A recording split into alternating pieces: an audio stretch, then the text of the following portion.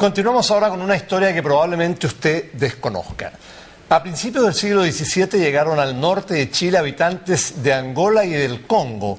Eran esclavos que tuvieron hijos, nietos y que se instalaron en los valles de Utah y Azapa. Son chilenos de raza negra que casi viven secretamente y subsisten gracias a los olivos y a la caña de azúcar.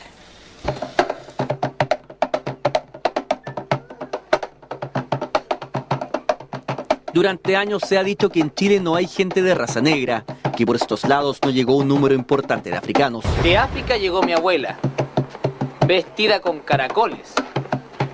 La trajeron los españoles en un barco carabela. La marcaron con candela, la carimba fue su cruz. La siguiente es la historia de una de las migraciones más desconocidas que existen en el país. Lo más increíble es que llegaron hace más de 4 siglos y lo hicieron como esclavos.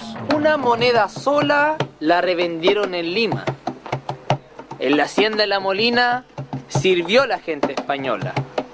Como otros negros de Angola, ganaron para su faena duro suelo, zancudos para sus penas y nadita de consuelo contra amarguras y penas.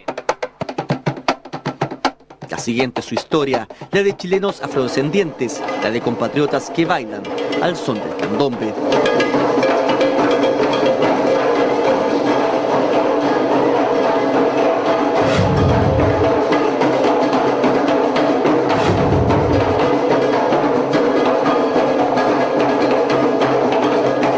Estos jóvenes son parte de la comunidad negra que existe en Chile. Son 7ª y 8ª generación.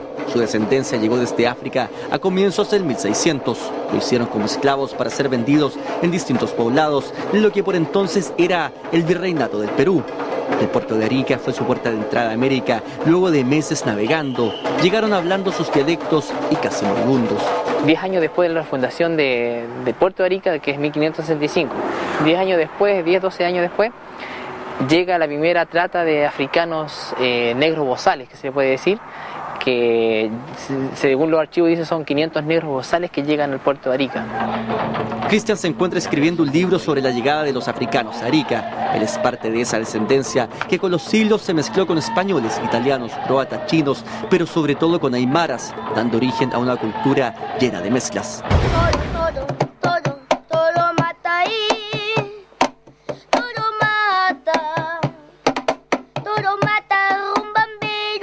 El reino Bantú es lo que hoy día el Congo, Angola y Mozambique.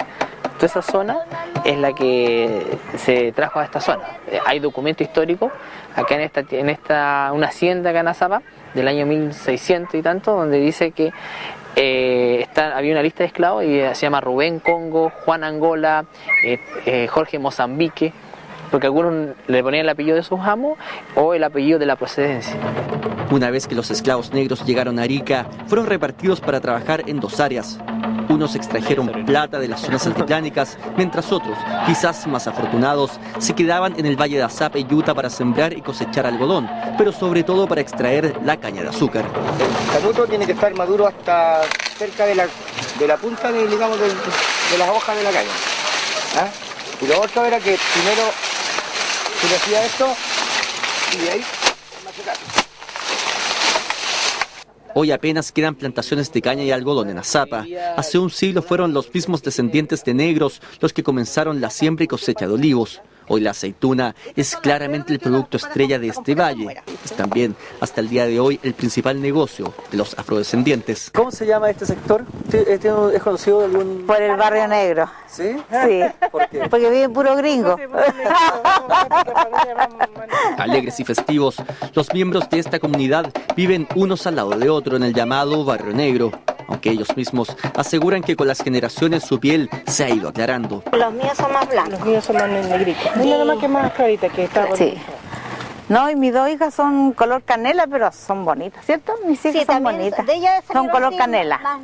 En mi hijo salió mi color. En este sector se encuentra la familia Corbacho y Báez, los Huices, los Ríos, los López y los Salgado, nada de apellidos africanos. Levantada en el siglo XVIII, la iglesia patronal de San Miguel no solo fue el lugar donde se evangelizó a la población negra, sino que también se bautizó con los apellidos que llevan hasta el día de hoy.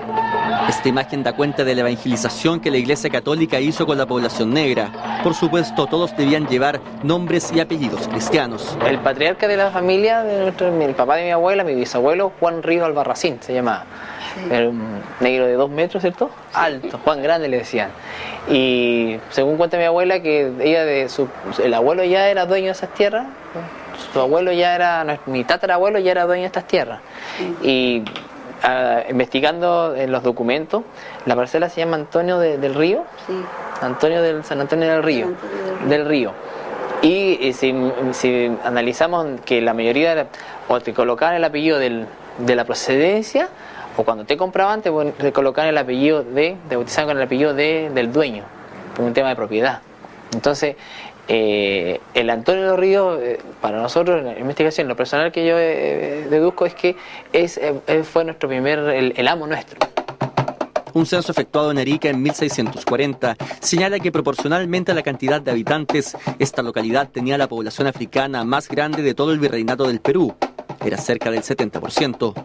Y aunque los peruanos abolieron la esclavitud recién en 1854, lo cierto es que Arica, por su lejanía de Lima, tenía gran parte de su población negra viviendo en libertad casi un siglo antes. Por aquellos días, la colonia española aceptaba que un negro comprara ese derecho y el de su familia. La gran duda que persiste es saber en qué momento los negros pasaron de ser esclavos y trabajadores de las tierras de este valle a propietarios. Sacar la cintura se llama la raima, que acá, bueno, ya estamos en época de raima y sí ya se está acabando. El ejército chileno invadió Arica en 1880. 49 años después, esta ciudad pasó legalmente a ser parte de nuestro país.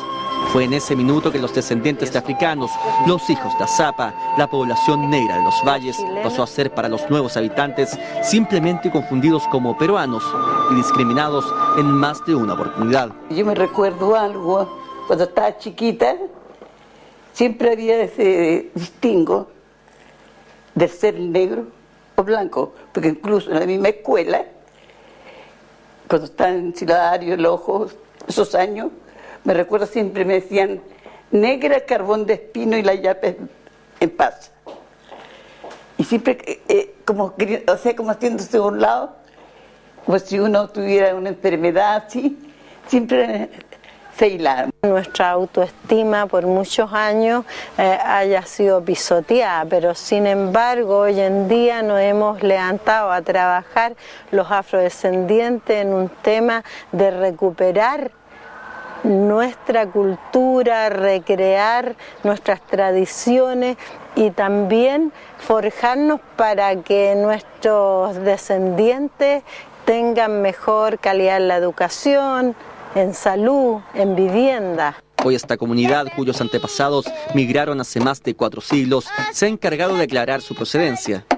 Mata toro, toro, toro, la corona no le permite.